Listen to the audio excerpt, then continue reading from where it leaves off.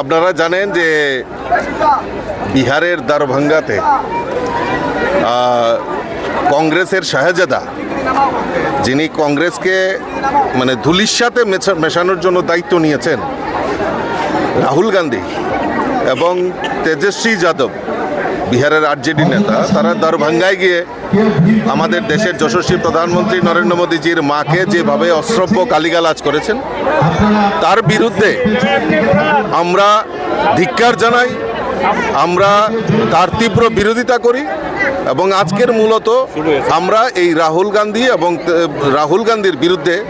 আমরা জেহাদ ঘোষণা করছি। আমরা তার জন্য একটা প্রটেস্ট র্যালির আয়োজন করেছি।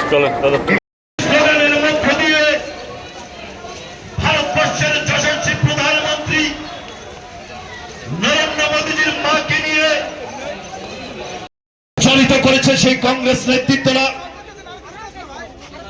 যে কংগ্রেস সারা ভারত